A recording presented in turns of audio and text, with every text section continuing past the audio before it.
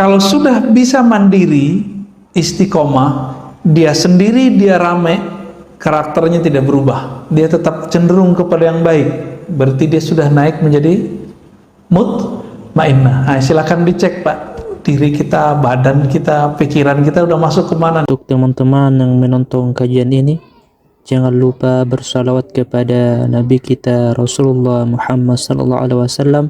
Allahumma salli ala Muhammad wa ala ali Muhammad. Sallallahu ala Muhammad sallallahu alaihi wasallam. Apa beda nafsu dengan nafsu? Nafsu dalam bahasa Indonesia identik dengan yang buruk.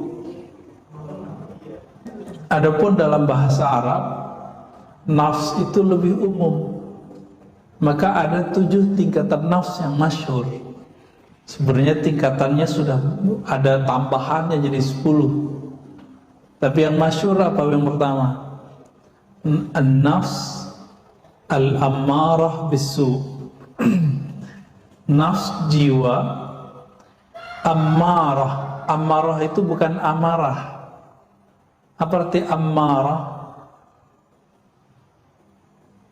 Mubalaghah dari kata amir, yang memerintah. Maka ammarah yang banyak memerintah, yang banyak menyuruh kepada bisu, kepada keburukan. Al-Imam Abu Bakar Ar-Razi mengatakan, apa aja yang dia suruh? Pertama, asyahwah, mengikuti nafsu rendah. Yang kedua, ghadab, nah yang suka marah-marah, marah ke pasangan, marah ke anak, marah ke tetangga, marah ke satpam, marah ke siapa lagi. Tapi sekarang orang tiba-tiba marah aja. Lampu merah rusak, yang dia marahin presiden. Nggak nyambung, Pak. Ya itu mau urusan lain lagi kan. Ada masalah apa yang dia salahin, ya nggak nyambung. Jadi hari ini tuh yang penting marah aja. Nggak nyoblos, ya nggak nyoblos. Itu urusannya beda dengan masalah yang lain. Nah ini udah mulai panas lagi, Pak. Jadi benar juga kata seorang politisi itu, Indonesia bukan hanya banjir air, tapi banjir pilpres. Nah, nanti kalau 2019 yang dibawa tema-tema agama, nggak tahu nanti 2024 mungkin gabungan semua kali Pak, Allahu a'lam. Ya, agama jadi jualan politik. Wal kibr, sombong. Nah, kalau ada perasaan nih merasa lebih dikit aja dengan amal kita, berarti kita nafsu ammarah. Jadi nafsu ammarah itu bukan berarti orangnya maksiat terus, enggak. Mungkin dia sholat, tapi dalam batinnya itu ada perasaan sombong, suka marah. Kalau dia seorang ustadz, maka majelis mimbar suci jadi nggak suci sama dia. Kenapa? Di mimbar dia menghardik orang. Nah, ciri-cirinya. Dan kita menyaksikan beberapa tahun, di tahun-tahun politik itu mimbar jadi ajang marah-marah nggak? Ya, berarti udah sadar nih. Kalau nggak belum sadar-sadar juga tuh Pak. Wal hasad, iri dengki. Ciri-ciri orang iri itu, iri dengki apa? Tidak pernah senang dengan kesenangan orang, begitu aja.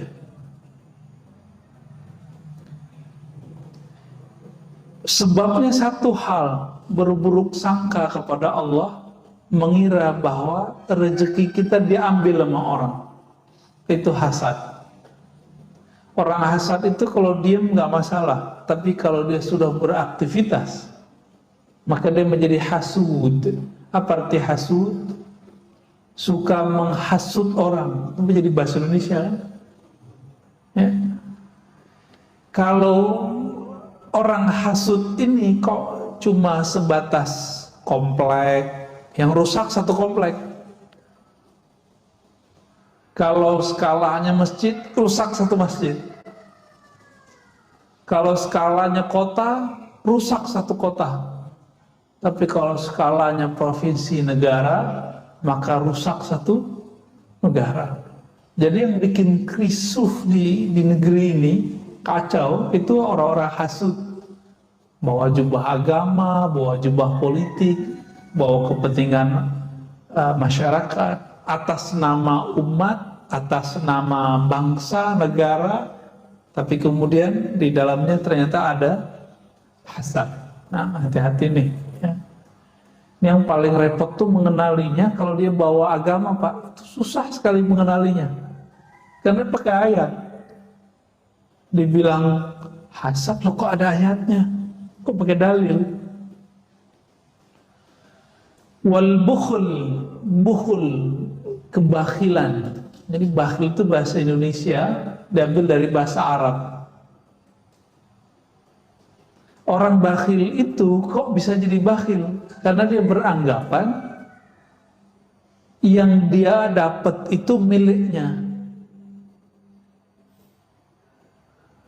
Ini, kita kalau usaha, semua yang kita dapat milik kita semua enggak?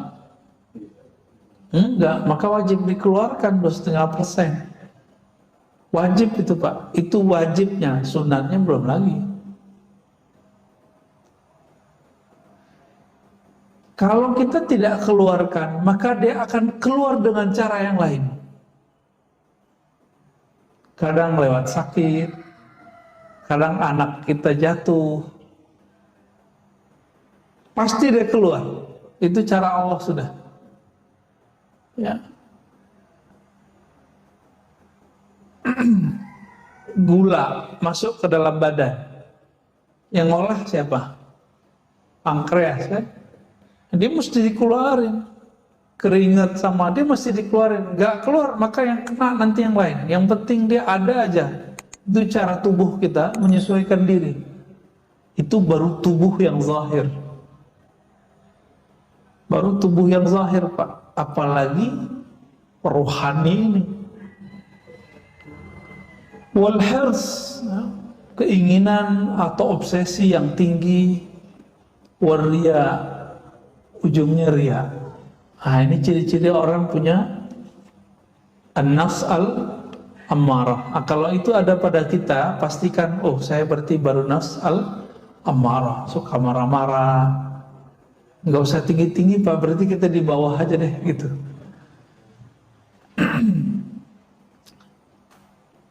Nafs yang kedua, ini yang sering kita sebutkan, Allah bersumpah dengan nama ini, ya.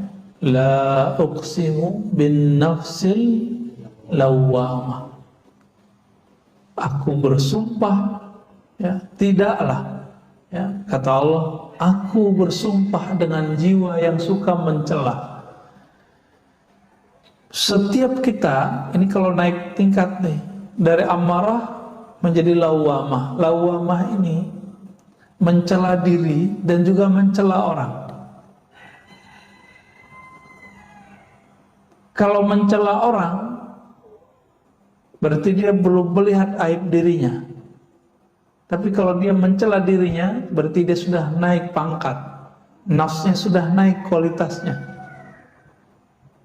Jadi dia tidak mencari kambing hitam. Kalau masih cari kambing hitam, turun lagi jadi nafs al-ammarah. Nah, nafs lawwamah ini sudah mulai menyesali dirinya sendiri. Ternyata salah satu karakter jiwa kita, hatta nanti kalau masuk surga, itu Bapak itu semua akan nyesal. Jadi surga, neraka itu negeri semua orang menyesal. Masuk surganya nyesal Pak. Kok dulu lama main YouTube tapi kok nggak lama berzikir?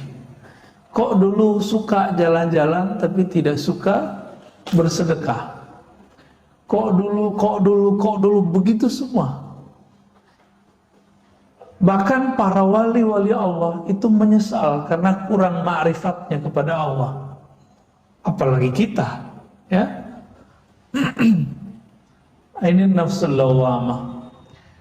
Kalau dia sudah bisa tidak menyalahkan orang lain, dia mulai menyalahkan dirinya. Nih coba lihat, kita kalau satu tim kerja, terus ada masalah, kita nyalain orang apa nyalain diri? Kalau masih nyalain orang, masih nafsul amarah. Tapi kalau sudah menyalahkan diri, lalu kita perbaiki, langsung dia naik menjadi an-nafs al-mulhamah, jiwa yang dapat inspirasi. Tapi inspirasi itu dua, fa'alhamaha fujuraha wa taqwaha. Allah itu memberikan bisikan kepada manusia, silakan dia memilih, ada yang baik, ada yang buruk. Itu pilihan kita. Pilihan inilah yang dipertanggungjawabkan nanti di akhirat. Tidak Allah cuma kirim sinyal, silakan kita pilih. Jika kita memilih kebaikan, lalu menahan diri dari keburukan, dicobain istiqomah, istiqomah, istiqomah. Biasanya 40 hari istiqomah, orang bisa langsung naik ke an-nafs al-mutmainnah. Apa arti mutmainnah? Jiwa yang sudah stabil, nggak labil lagi. Jadi kalau yang mulhamah ini, karakter mulhamah apa? Tidak bisa mandiri dalam kebaikan. Jadi kalau dia di komunitas orang-orang yang jahat, dia jadi jahat. Di komunitas orang baik, dia jadi sangat baik. Itu mulhamah.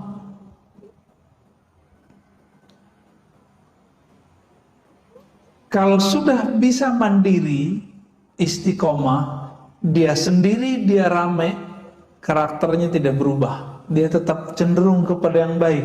Berarti dia sudah naik menjadi mutmainnah. Nah, silakan dicek, Pak. Diri kita, badan kita, pikiran kita udah masuk kemana nih?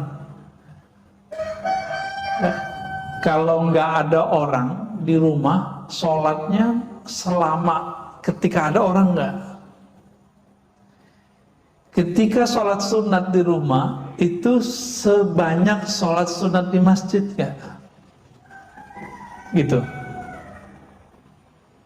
Karena apa? Ketika orang itu sudah mandiri secara rohani, maka dia tidak bergantung dengan pengawasan orang. Yang dia butuhkan adalah merasa diawasi oleh Allah Subhanahu wa Ta'ala. Apa jalan pintas dari nafs ammarah biar langsung ke mutmainnah? Jalan pintasnya cuma satu. Ini yang dikatakan dalam surat Ar-Ra'd ayat 28 yang sering kita baca. Ala bidzikrillah tatma'innul qulub.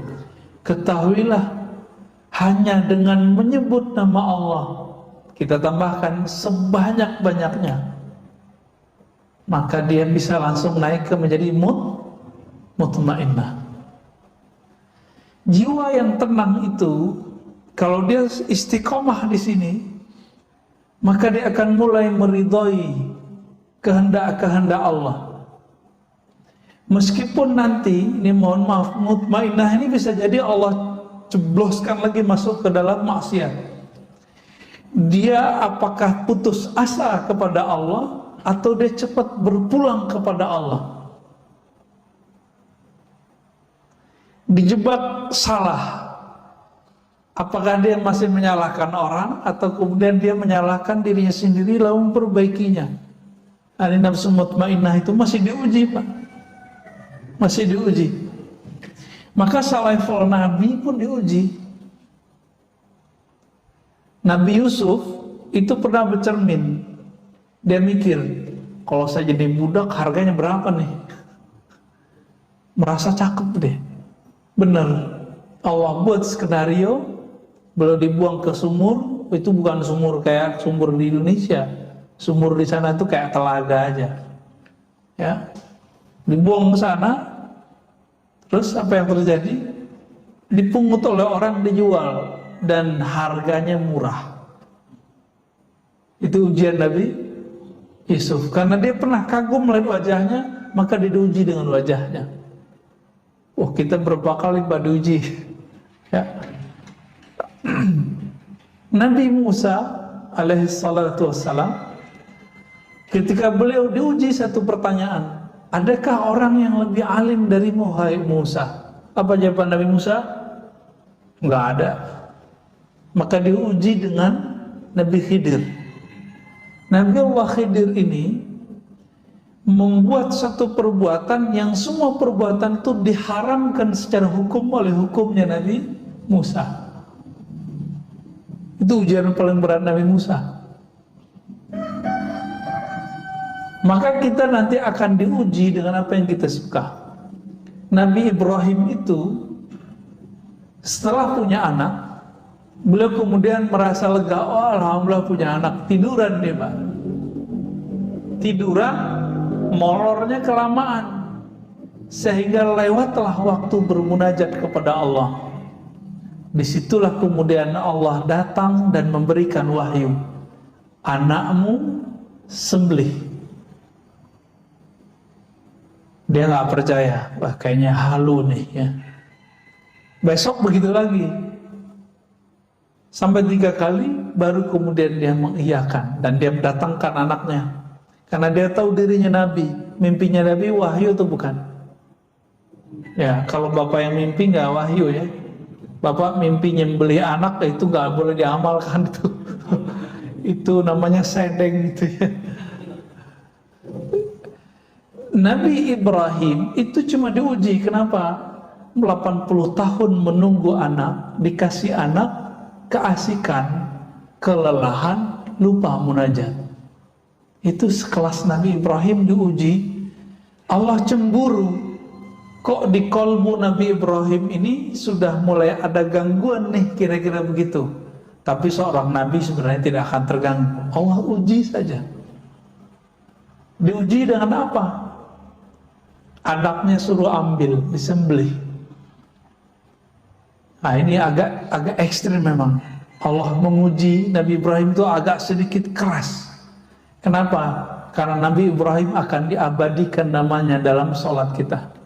Allahumma salli ala Muhammad wa ala ali Muhammad kama sallaita ala Ibrahim wa ala Ibrahim. Boleh pakai Sayyidina, boleh tidak ya. Kita abadikan terus Pak namanya. Maka tidak pantas seorang Nabi Ibrahim yang selalu disolawatkan, yang disebut namanya dalam salawat Nabi Muhammad SAW, lalu beliau lupa kepada Allah dan terganggu oleh anaknya. Anaknya Nabi bukan? Ternyata anaknya Nabi. Semua anaknya Nabi Ibrahim itu Nabi. Saya pernah cerita di beberapa tempat, atau baru satu tempat ya. Nabi Ibrahim itu kan yang kita tahu istrinya cuma 2, Siti Sarah, Siti Hajar. Siti Sarah itu dari kampungnya, Siti Hajar dari Mesir. Padahal ada yang ketiga, namanya Siti Konturah. Ini disebutkan dalam Tarikh Tabari, sejarah yang ditulis oleh Imam Tabari, pengarang tafsir. Dalam beberapa teks disebutkan Qaturah. Nah, kalau dalam bahasa Arab namanya Qanturah. Anaknya ada 6. Ada namanya Madian, maka jadi kota Madian kan di Yaman. Ada Medan. Saya nggak tahu apakah itu Medannya Sumatera Utara. Cocok logi Pak, takutnya cocok logi. Namun ulama sejarah sepakat bahwa 6 anaknya ini menyebar bukan di Timur Tengah saja, tapi menyebar ke India dan Timur India. Negeri kita disebut dengan Timur India. Oleh orang Belanda dulu disebut dengan Hindia Timur, benar nggak? Semua anak-anaknya Nabi Nuh dulu itu nama anaknya menjadi nama wilayah dan kota di Timur Tengah. Begitu juga semua nama anak-anak Nabi Ibrahim yang 6 itu hampir semuanya menjadi nama kota. Jadi saya bukan cocok logi, ya. itu benar bahwa ada keturunan Nabi Ibrahim yang sampai ke negeri kita. Makanya negeri kita ada yang disebut Medan, Maidan bahasa Arabnya. Di Arab sana juga ada Al-Maidan. Ya barangkali beliau hijrah, kan orang dulu berjalan kemana-mana. Bukan cocok logi juga ketika orang-orang Brahmana menyebut pemimpinnya dengan Brahmana. Jadi ahli sejarah, pakar genealogi namanya, itu mencoba melihat Brahmana ini kan bahasa Sanskerta. Ya, bahasa Sanskerta. Itu ulama kita ahli sejarah beda pendapat mana yang lebih tua. Bahasa Aramaik, Aramaik itu induknya bahasa Arab, induknya bahasa Ibrani. Ini Timur Tengah. Mana yang lebih tua bahasa Aramaik? Aramaik yang dulu dipakai oleh Nabi Idris, Nabi Nuh, Nabi Adam alaihissalatu wassalam. Sedangkan di India orang pakai bahasa Sanskerta. Tapi kebanyakan ahli sejarah mengatakan bahasa Sanskerta berasal juga dari Aramaik. Wallahu ta'ala alam. Ini masih satu rumpun. Walaupun sebagian orang mengatakan itu bahasa tertua. Dan bahasa kita banyak yang dari sana juga, Pak. Banyak dari sana. Ya. Dulu sebelum negeri kini ada negeri Melayu, ya, kerajaan-kerajaan Melayu, kerajaan Majapahit, Sriwijaya. Tulisan-tulisan yang ada di prasasti itu kan tulisannya tulisan Palawa, tulisan Palawa, bahasanya Melayu. Udah bercampur, kalau di Jawa ada Kawi, ya, ada tulisan Hana Caraka, semuanya pengaruh dari sana. Maka ini besar kemungkinan memang itu namanya Sayyidah atau Siti Kontura. Itu melahirkan Bani Jawi, jika benar ungkapan ini, ya. Jadi kita beruntung juga, Pak. Tapi hidungnya pesek-pesek, ya. Ya emang begitu. Udah iklimnya kali, wallahu a'lam. Dan yang paling mengejutkan, saya sudah sering menyebutkan, zuriat Nabi terbanyak sekarang itu di negeri kita. Keturunan Rasulullah paling banyak sekarang di negeri kita. Baik keturunan Hasan ataupun keturunan Husain. Yang rapih pembukuannya itu keturunan Husain.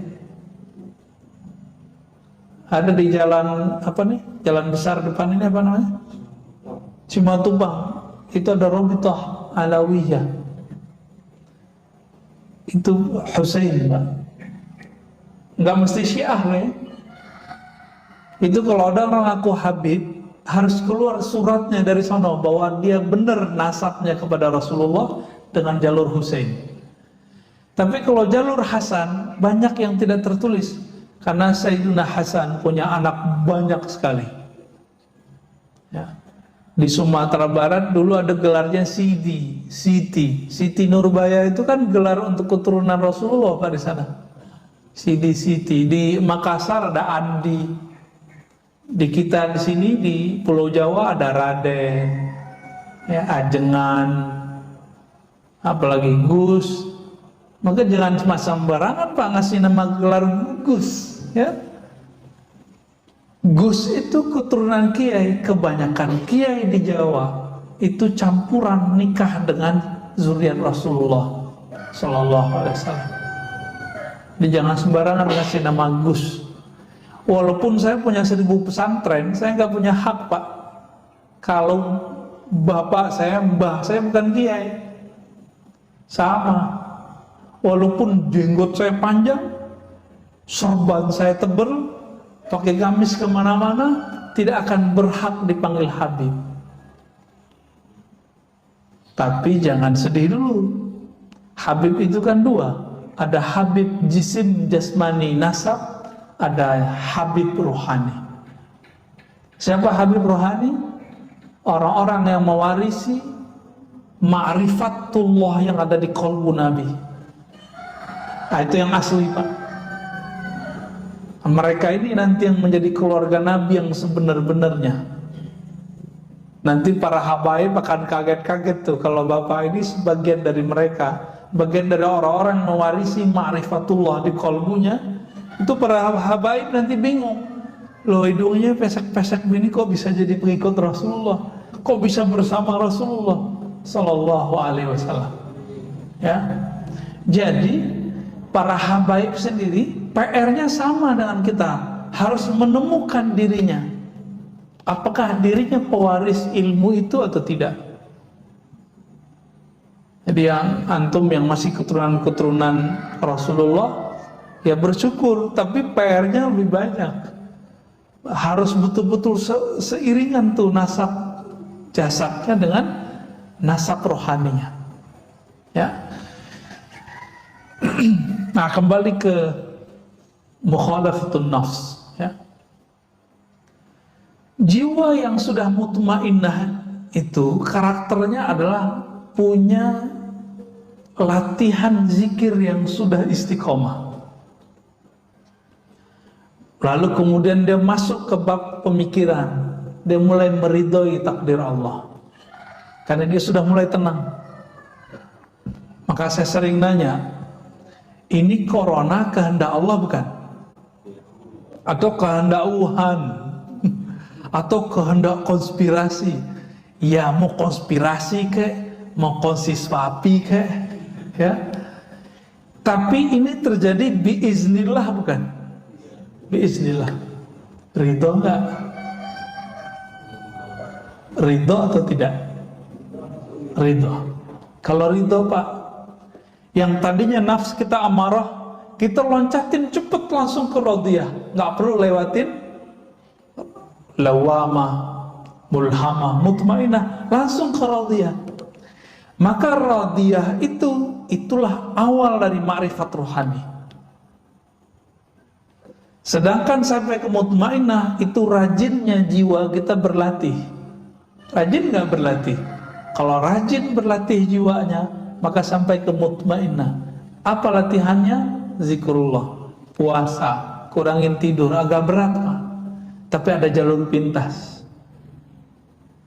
Zikir mungkin gak banyak-banyak amat. Bapak ini kan tahajud bolong-bolong, kelihatan wajahnya bolong-bolong, ya. Tapi subuh, yang penting weekend jangan ketinggalan, ya. Terus gimana? Ambil jalur pintas, jalur ma'rifatullah. Yang pertama yang harus kita lakukan adalah ridho dengan kehendak Allah.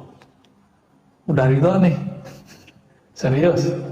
Ntar kejadian apa aja sama kita, jangan kemudian nyalahin siapa-siapa. Ini ada ustadz, ada tetangga, ada siapa, tokoh kena COVID, dikait-kaitkan dengan, oh tuh dia munafik tuh kena COVID. Loh, guru-guru kita hafiz Quran di Jawa, wali-wali Allah kena COVID, Pak. Kalau hafiz Quran yang sudah bertahun-tahun ngajarnya gak wali, terus dia apa dong? Meninggal kena COVID. Jangan berprasangka, biasa aja, ya. Emang COVID nanya dulu, kamu waliullah bukan? Kamu beriman apa munafik? Kan gak nanya dia. COVID datang aja kan. Alhamdulillah kita sudah menemukan polanya, maka masjid kita bisa ramai lagi. Alhamdulillahirabbil alamin. Kalau enggak kita sedih, Pak, ya. Masjid sepi, udah berasa kayak kiamat aja rasanya, ya.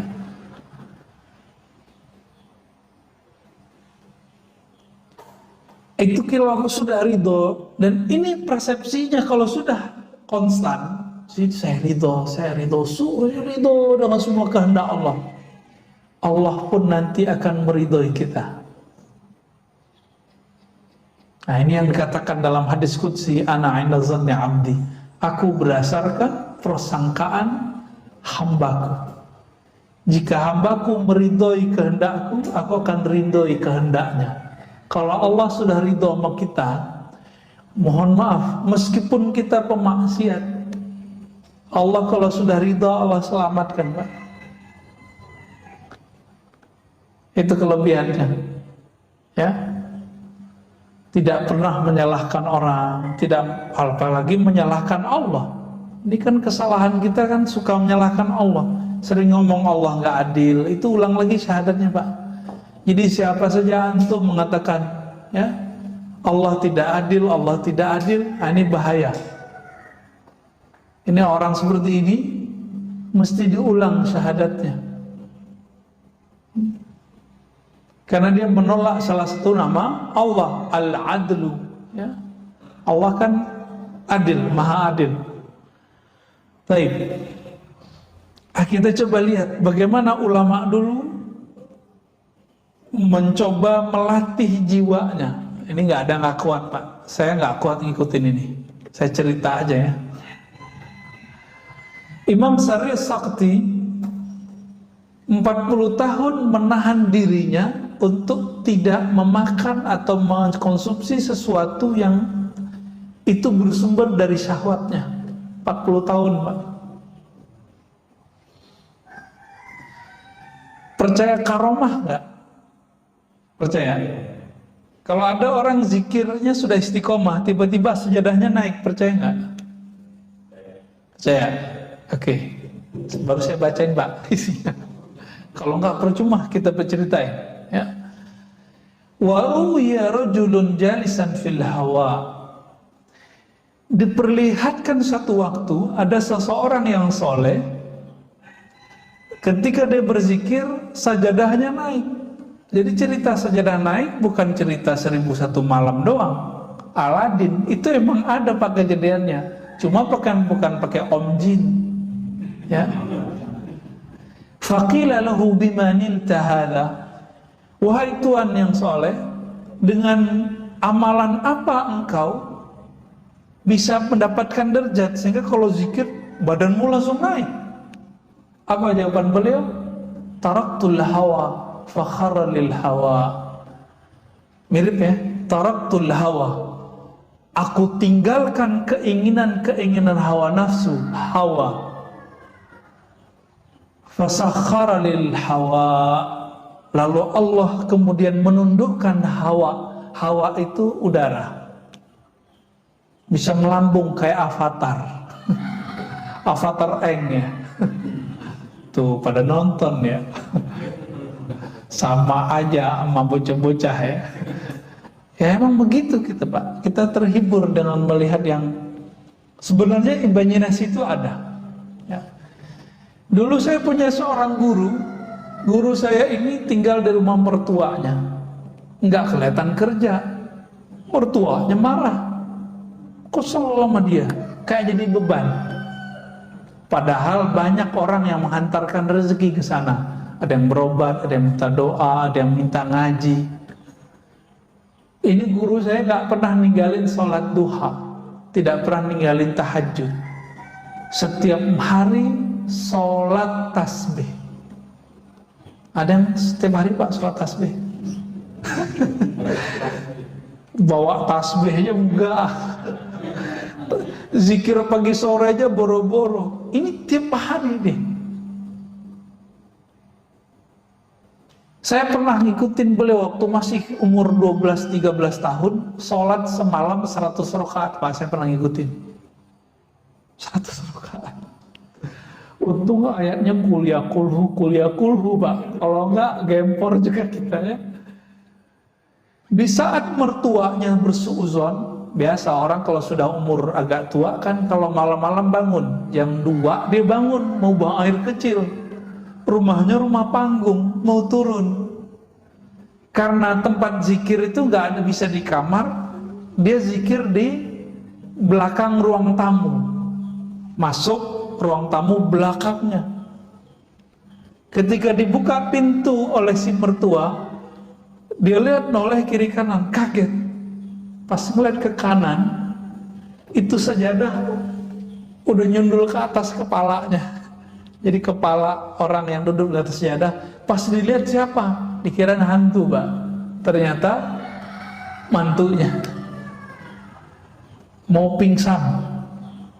Semenjak saat itu dia nggak berani lagi menyindir, ya, ngata-ngatain. Di kampung saya itu kata-kata sindiran itu betul-betul dahsyat. Ya, dunia kata-kata di sana tuh. Orang pinter ngomong di situ. Ya. Sampai dosen kita di salah satu kampus di Jakarta, saya tanya, Prof, kok nggak pulang kampung? Oh, nggak kuat, nggak tahan sama kritik orang kampung, katanya. Udah biasa di sini dicium tangan, ya kan, orang Jawa, orang Betawi, orang Sunda kan, jangankan guru ngaji, guru kimia aja dicium tangannya, ya kan? Tiba-tiba ada ustadz bilang cium tangan sama dengan menyembah guru, nisfus sujud. Dia nggak ngerti budaya, dia coba akal-akalin budaya orang dengan pemahaman yang dangkal. Nah, ini yang kemudian jadi panutan orang hari ini. Nauzubillah min dzalik. Jadi ini kejadian, Pak. Kejadian ada sejadah naik. Tinggal dia jalanin aja tuh sejadah sebenarnya. Ya.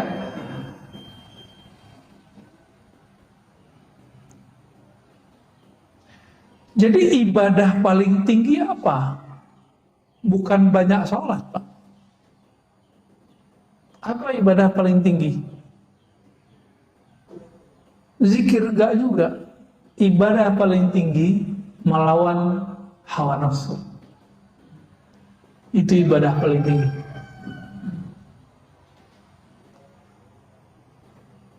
Kalau sudah sanggup sampai ke sana, maka ruhnya kemudian merdeka. Jadi bagaimana cara memerdekakan ruh? Lawan hawa nafsu kita. Itu ibadah badan, ibadah jiwa.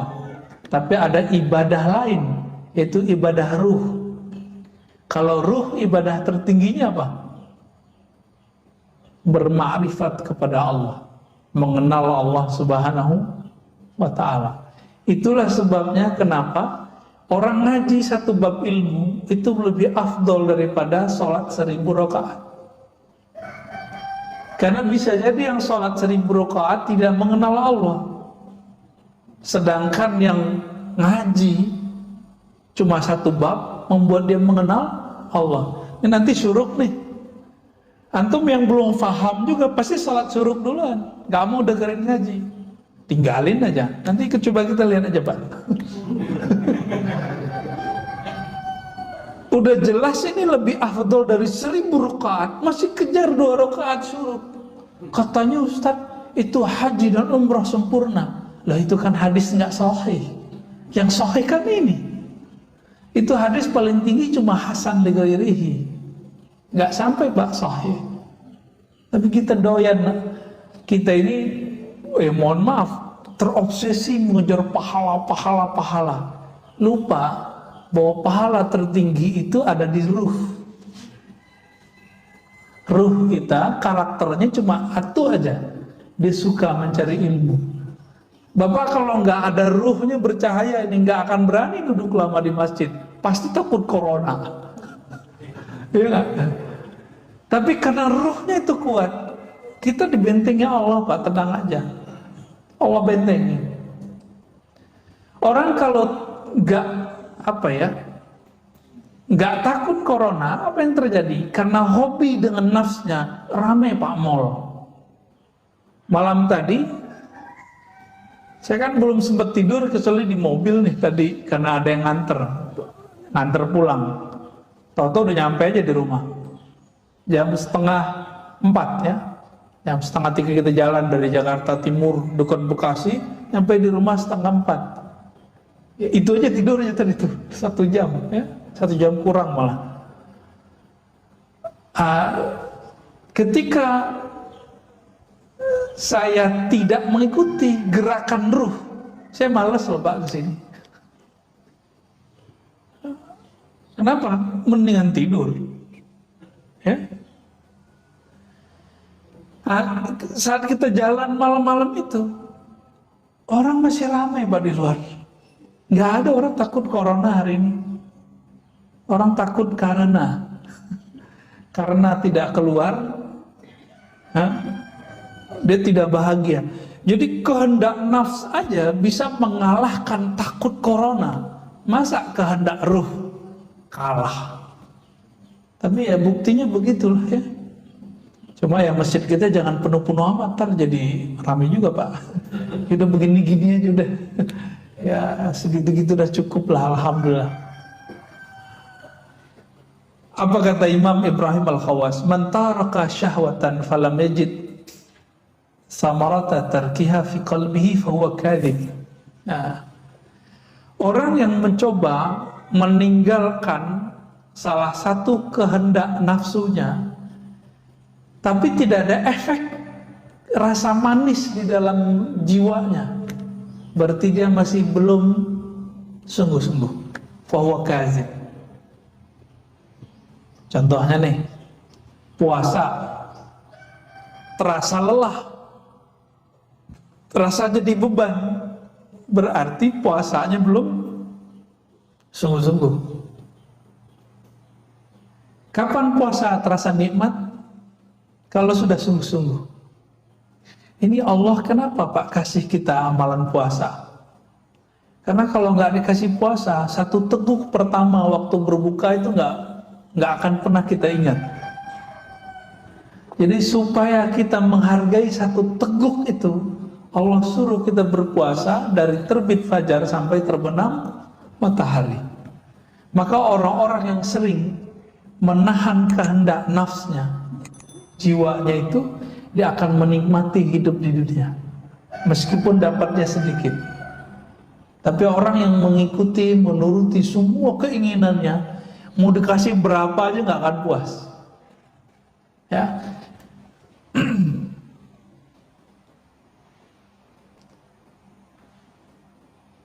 Maka beliau mengatakan ya, khalif nafsaka fi hawaha, maka berselisihlah dengan jiwamu sebagaimana dulu ya para nabi menyelisihi jiwanya.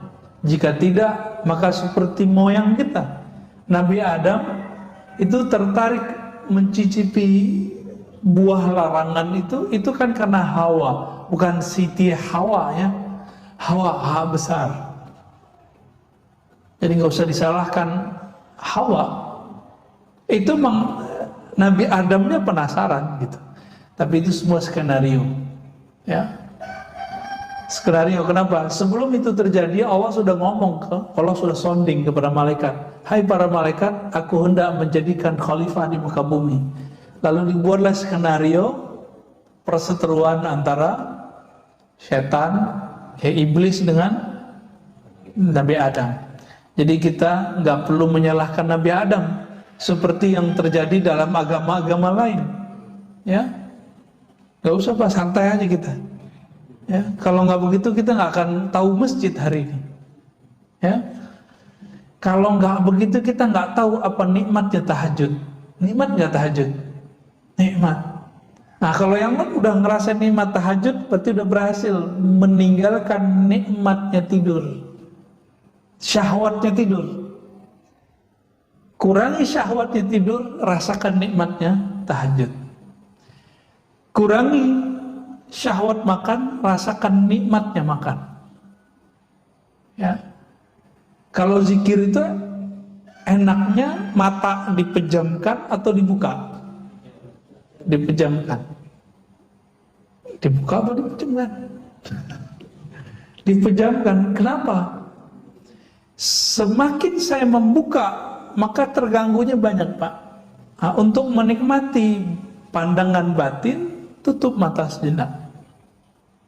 Gitu caranya, tekniknya ya. Banyak teknik-teknik dalam berzikir. Nah, di sini sangat banyak butuh beliau ya. Dan beberapa udah saya sebutkan tadi, dan beliau tutup dengan ayat ya ayyatuhan nafsul mutmainnah. Surat apa itu? Surah Al-Fajr bagian akhir. Wahai jiwa yang tenang, irji'i ila rabbiki radiyatan mardiyah. Langsung dapat undangan dari Allah. Pulanglah kamu ke sisi Rabbmu dengan rasa ridho dan diridhoi meskipun masih di dunia. Mereka ini yang disebut wali, Pak. Jadi wali Allah itu minimal dia radiyah mardiyah. Fadkhuli fi ibadi, lalu masuklah kamu ke dalam daftar hamba-hambaku. Maka wali-wali itu dia didaftarkan namanya di langit. Ya, itulah sebabnya wali-wali itu nggak pernah kesepian walaupun terlihat sendiri. Ya, wadkhuli jannati, masuklah ke dalam surgaku. Ya. Coba kan Nabi mengatakan Allah Ta'ala menciptakan neraka surga, lalu Jibril disuruh melihat surga dan neraka.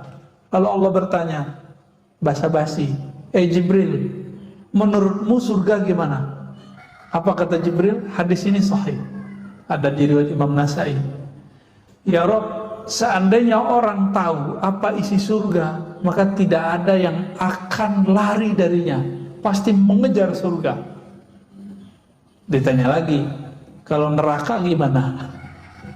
Maka pergi dia ngeliat neraka, balik.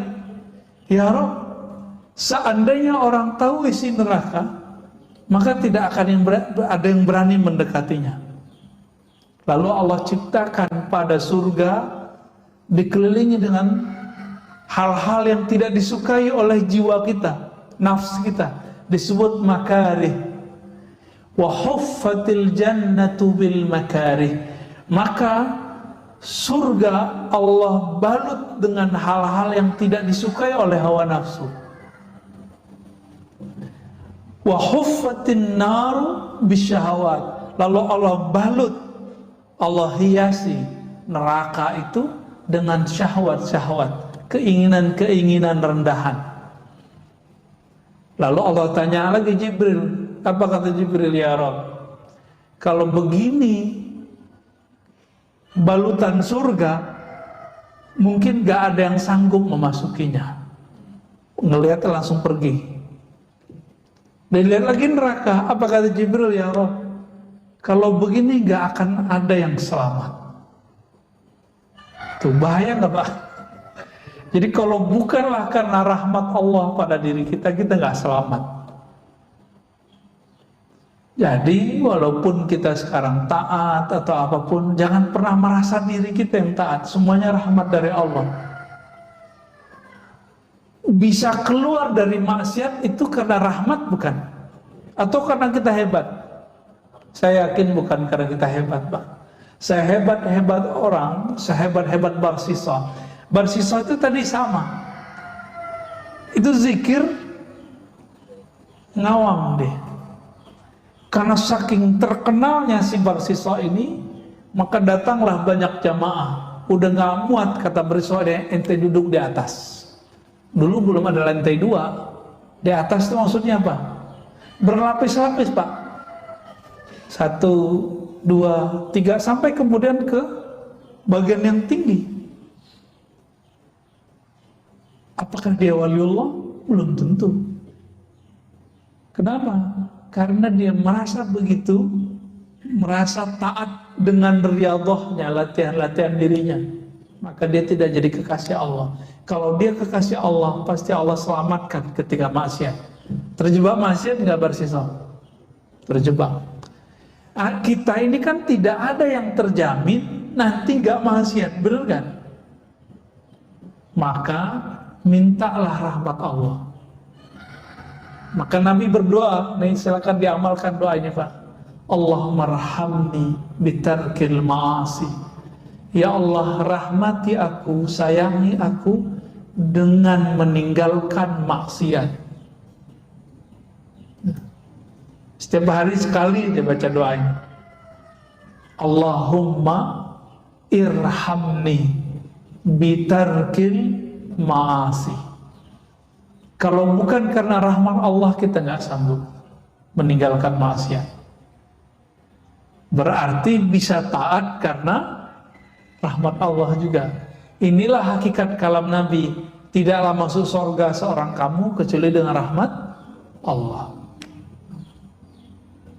Ya. Alhamdulillah Rabbil Alamin. Kira-kira itu Bapak Saudara Allah kajian kita. Ada yang mau didiskusikan?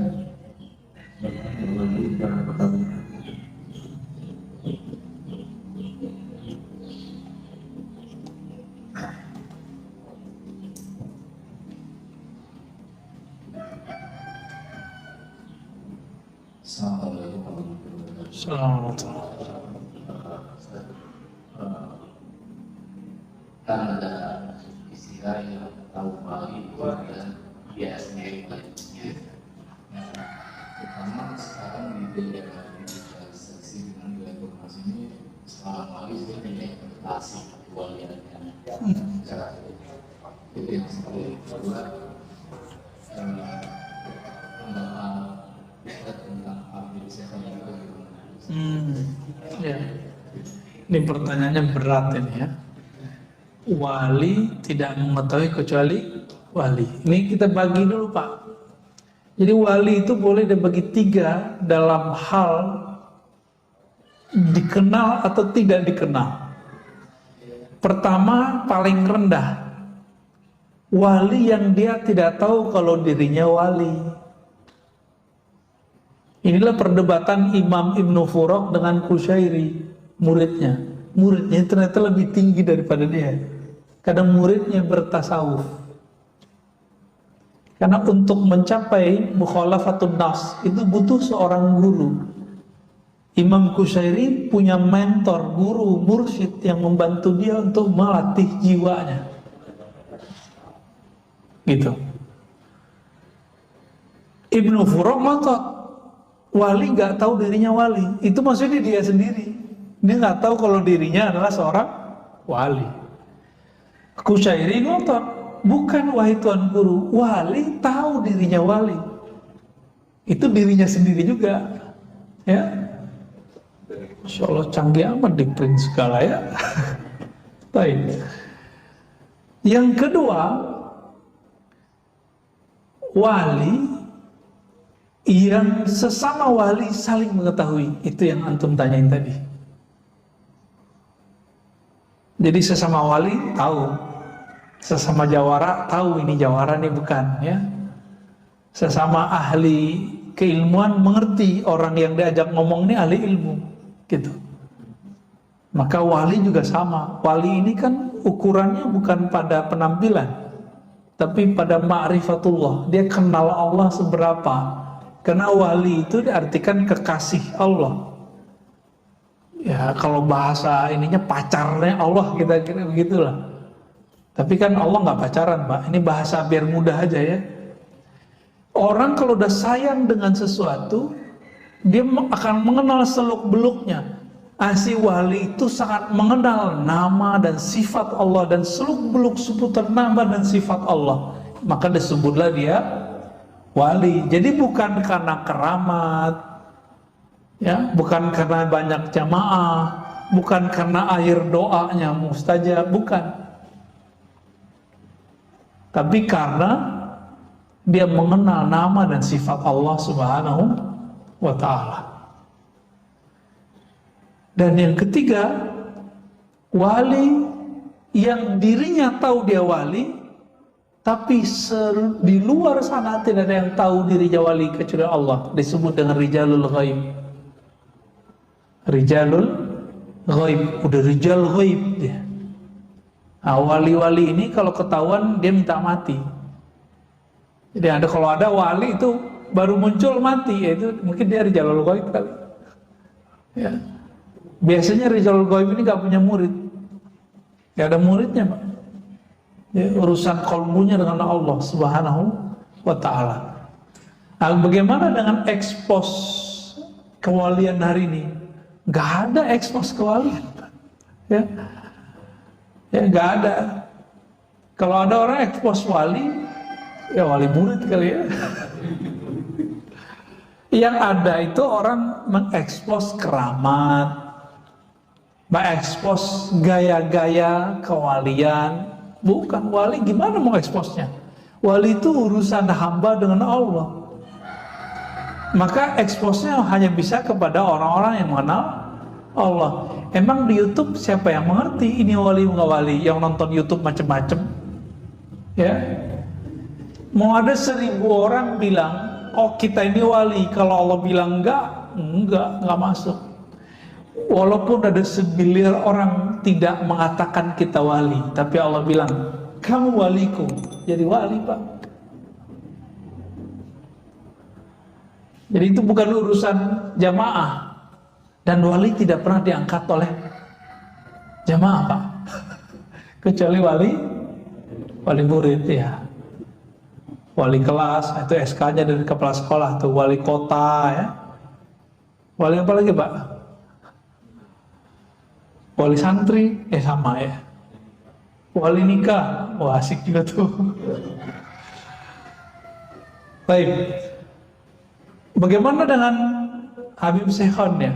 Habib Syekhon itu, jadi teman-teman, wali ini ada yang mencapai kewaliannya dengan cara suluk, thariqah. Berlatih, Allah angkat. Ini suluk namanya. Orang begini biasanya jadi kiai mursyid. Tidak semua mursyid wali Bapak ya. Kalau Habib Syekhon itu masuknya ke majzuh. Itu thariqah kedua. Jadi diangkat jadi wali karena Allah yang mengambilnya. Jadi dia ditarik, maka disebut majzuh. Nyampe di Jawa majdub. Ya, yang benar majzuh, ya, pakai za. Ditarik oleh Allah. Nah, orang-orang majzub ini setiap saat Allah memandang kalbunya dengan cinta. Dan orang ini kalau sudah begitu, maka muncullah kegirangan di kalbunya. Di saat itulah terjadi keanehan-keanehan. Tergantung nanti karakter nafsiyahnya gimana dulu. Barangkali Habib Syekhon maksud sana. Jadi jangan antum bilang beliau Habib gila, jangan. Itu buruk adab tuh. Yang bilang dia gila, saya khawatir ntar keturunannya ada gila. Karena menyakiti seorang wali. Hati-hati ya. Itu Habib Syekhon. Sama dengan Habib Ja'far Allah yarham, sudah meninggal, Al-Kaf ya. Benar, Al-Kaf ya. Itu sama, masuk ke sana tuh. Dikasih panggung lagi sama teman-teman kita santri ya. Itu nggak jelas tuh, Fatihah, itu aja nggak jelas. Tapi bagi dia tuh jelas, bagi kita nggak jelas. Kalau datang sadar biasanya dia ngomong kayak orang biasa. Nah ini namanya ahwal. Jadi ahwalnya kalau datang, ahwal itu artinya kondisi-kondisi rohani yang dia tidak bisa nahan. Kalau Wan Sehon apa yang terjadi pada beliau? Nyoret-nyoret Pak. Yang biasa dicoret mobil tuh, orang-orang yang cinta sama mobilnya dicoret-coret mobilnya sama dia, ya kan? Ada yang dicoret bajunya, berarti orang ini suka atribut. Jadi ada organisasi tertentu datang ke beliau, sowan, dicoret Pak simbol-simbolnya, karena beliau tahu berhala di dalam kolbu orang ini adalah simbol-simbol itu.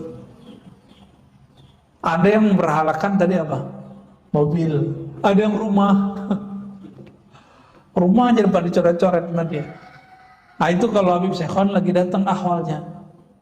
Ahwal itu nggak selalu buruk, ada yang baik. Ada saya ketemu wali, kalau datang ahwalnya di belanja mulu. Kalau dia nggak begitu Pak, bisa gawat ya. Kalamnya nanti bisa kemana-mana. Ada yang diem aja ya. Kalau datang ahwal dikunci pintu dia diem aja. Ada juga yang begitu. Ya wallahu ta'ala alam. Pertanyaan ya yang Ustadz izin bertanya bagaimana dari Bu Dewi Yespita, bagaimana cara melawan rasa ngantuk yang sangat kuat saat tahajud walaupun sudah berwudu berulang kali? Ya gimana nih? Tidurnya lebih awal. Betul. Tidurnya lebih awal itu satu. Yang kedua, kurangi karbo. Karena karbo itu isinya gula. Kalau dalam tubuh ini banyak glukosa, kita bawaannya tidur terus. Coba mulai konsumsi sehat. Indonesia termasuk nomor 1 pada nomor 2 terbesar di dunia penyakit gula. Karena karbo, Pak. Jadi kalau bukan nggak makan nasi, nggak makan namanya. Coba itu dibuang deh, ya. Kalau nggak makan nasi, nggak makan, buang pikiran itu. Emang makan itu doang, ya? Kan bisa buah, ya kan? Bisa macam-macam. Itu nafsu yang ngomong itu, nafsu yang dijadikan tradisi, nafsu yang dijadikan doktrin. Nah, jangan ngomong begitu. Roti juga hati-hati loh, Pak, ya. Roti karbo tuh. Jangan banyak-banyak, dikit aja. Dan yang ketiga, hindari maksiat batin. Maksiat batin paling bahaya. Sombong, emosional. Nah, pengalaman saya, kalau saya emosi, Pak, siangnya, malamnya pasti telat bangun. Udah mepet-mepet ke subuh baru bangun. Itu berarti siangnya saya marahin anak saya, atau marahin istri saya, Pak.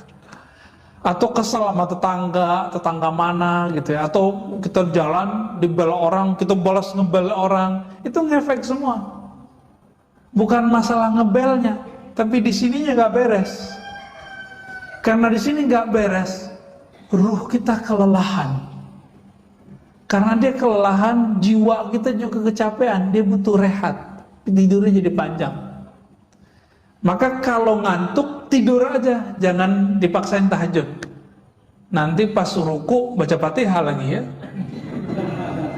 Jadi cukup, jadi kalau yang begini nih, Bu Dewi Yespita dan mungkin teman-teman sebagian, sholat witir dulu sebelum tidur. Sampai nanti sudah jadi habit, baru nanti dipindahin ke akhir malam, jadi tahajud. Ya. Agama kita nggak saklek kok, fleksibel. Khawatir nih nggak bisa witir sebelum tidur, udah habis isya, setelah sholat sunat langsung witir, boleh. Salah satu guru saya namanya Syekh Ahmad Darwis, ahli hadis, habis isya dia langsung witir. Tapi isyanya lama, Pak. Dia isya itu baca Quran 2 juz, 3 juz, kadang 5 juz. Langsung pada keok semua, ya. Jadi saya nungguin gitu, udah 3 juz, nggak selesai beliau. Ya, kalau kita juz alpukat udah 1 juz tuh, juz apa lagi? Juz mangga gitu ya. Apakah boleh sholat memejamkan mata karena rasanya bisa lebih khusyuk? Memejamkan mata tidak diatur dalam hadis Nabi, tidak juga dalam Al-Quran. Tapi masuk ke ranah fikih. Nah, ulama ahli fikih, karena mungkin ada kasus dulu di kalangan para santri, kalau dia pejamkan mata, lagi sujud gak balik-balik, Pak. Itu kan kejadian di pesantren. Saya kan 15 tahun, Pak, tinggal di pesantren, belajar dan mengajar. Itu santri, kalau dia merem, sujud gak balik-balik. Sujud aja, kita udah assalamualaikum, dia masih sujud. Hakon, Pak, ya. Kalau nggak percaya kita lihat. Anak bapak jangan-jangan yang pesantren begitu juga. Atau jangan-jangan bapak-bapak ini pernah begitu. Ya. Pernah ngantuk pas Ramadan tuh, subuh-subuh nggak balik-balik pas sujud. Ya. Itu terjadi, ya.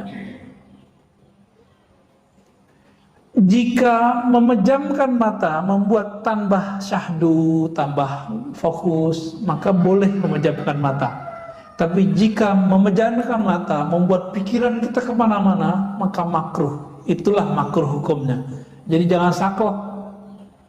Yang paling lucu ada seorang syekh, ya, saya nggak usah sebutnya. Bagi dia memejam mata meniru agama lain. Padahal ada hadisnya. Ya, ada hadisnya Nabi kalau ngajarin zikir Sayyidina Ali, salah satu riwayatnya ghammid ainaik, pejamlah matamu lalu bacalah nama Allah di kalbumu. Ada hadisnya. Ini pejam mata itu bukan urusan menyerupai. Kita tahu hadis apa enggak, ya.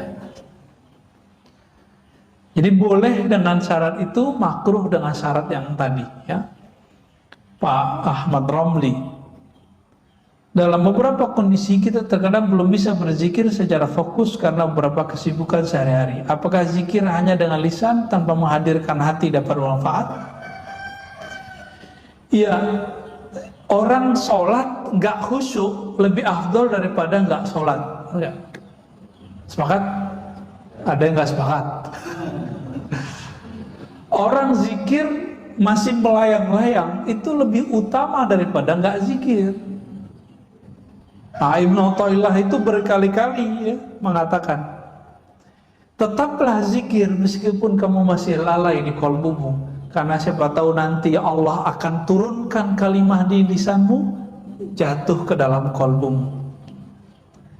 Kalau sudah jatuh ke kolbumu, Allah angkat derajatmu dari masuk ke kolbu, nanti Allah buat kita yaqzah, sadar hadir. Dibaca ini yang punya nama hadir terasa dalam diri kita. Begitu terus naik. Itu beliau ingatkan. Bagi Allah semuanya mudah.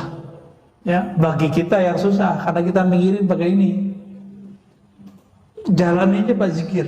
Cuma mesti berguru. Ya. Kalau nggak berguru saya nggak jamin benar Pak. Takutnya setan nanti yang membimbing. Kita baca Fatihah aja ada gurunya. Baca Iqra ada gurunya nggak? Tilawati, qiraati. Nanti tamyiz ini terjemahan sama ustadz kita nanti ada gurunya. Masa untuk urusan alam rohani gak ada gurunya? Sombong amat. Ini yang paling lucu, paling repot. Udah kiai, udah profesor di kampus, kiai di pesantren, nggak mau punya mursyid. Bagi dia cukup saya baca kitab. Sombong ente. Ya. Imam Ghazali, selevel Imam Ghazali itu masih butuh mursyid Pak. Siapa nama mursyidnya? Abu Ali Al-Farmadi, untuk mengajarkan beliau cara berzikir kepada Allah. Padahal teknik zikir dia udah tahu semua. Cuma teknik ini dia nggak tahu porsinya gimana, bagaimana cara penerapannya. Ketika ketemu Imam Abu Ali Al-Farmadi baru dia tahu caranya. 10 tahun dia berlatih dengan Imam Abu Ali Al-Farmadi. Selevel Ghazali loh. Siapa hari ini profesor yang sehebat Ghazali? Ya. Kata orang kan saya doktor nih, karena didaulat di kampus jadi doktor, diresmikan. Tapi sampai sekarang secuil kuku Ghazali pun saya belum Pak. Potong nih rambut Ghazali belum sampai saya pada ke makom itu. Saking mulianya ilmu Imam Ghazali itu. Ya. Tapi hari ini orang banyak su'ul adab kepada beliau. Cuma karena Imam Ghazali itu menukil beberapa hadis yang dhaif dan tidak sahih dalam Ihya, itu Imam Ghazali dikecengin. Ya, berani Pak. Anak-anak muda baru tamat S1, baru gelar LC, SAG, sarjana alam gaib. Ya. LC langsung ceramah, MA, doktor mending. Itu berani hari ini ngata-ngatain seorang Imam Ghazali. Dia nggak ngaca dia cuma ngikutin kata seorang fulan yang meneliti kitab Ghazali, dia kemudian ikut mengata-ngatai Imam Ghazali. Dia sendiri nggak meneliti kok. Saya 2006 masih S1 itu meneliti kitab Imam Ghazali itu. Ternyata nggak seperti yang diceritakan orang. Pas dia teliti, nggak nyampe 100 hadis palsunya, nggak nyampe 50 bahkan, ada sumbernya semua. Cuma si pengarang-pengarang setelah beliau nggak ketemu riwayat itu, ketemulah 300 hadis tidak ada sumber. Pengarang Imam Iraqi, Imam Subki, tapi belakangan kan enggak. Ya. Jadi tetap zikir lisan meskipun tidak hadir hatinya. Coba cari guru nanti bimbing antum insya Allah. Terakhir, apakah masuk surga, masuk neraka itu takdir mubrom? Mubrom itu takdir yang tidak bisa dirubah. Enggak. Masuk surga, masuk neraka itu takdir mu'allaq, masih digantung oleh Allah. Kehendak Allah. Tapi ingat, Allah punya hak yang unlimited, namanya jaiz. Kita kalau belajar sifat Allah, ada yang wajib, ada yang mustahil. Ada satu lagi Pak, jaiz. Jaiz ini meliputi semua nama-nama dan sifat Allah. Jadi Allah tidak ada yang boleh mensetirnya. Allah itu bebas. Nah, maka dikatakan dalam hadis yang Ibnu Mas'ud, ada orang beramal seperti amal ahli surga, tapi telah ditetapkan di sisi Allah dia beramal dengan ahli neraka, mati masuk neraka. Ibnu Daqiq al-Id menemukan apa sebabnya, urusan kolbu. Jadi dia taat baru di zahirnya, belum taat sampai ke dalam kolbunya. Nah, kita meminta kepada Allah, semoga kita yang hadir pagi ini, yang mengikuti kajian ini, baik dekat ataupun jauh, termasuk orang-orang yang mampu mengendalikan hawa nafsu kita dan mendapatkan rahmat dari Allah. Pendosakah kita, taatkah kita? Semoga rahmat itu selalu bersamai. Amin ya rabbal alamin. Wa sallallahu ala nabiyina Muhammad, subhanakallahumma wa bihamdika asyhadu an la ilaha illa anta astaghfiruka wa atubu ilaik. Wa sallallahu ala nabiyina Muhammad walhamdulillahi rabbil alamin. Assalamualaikum warahmatullahi wabarakatuh.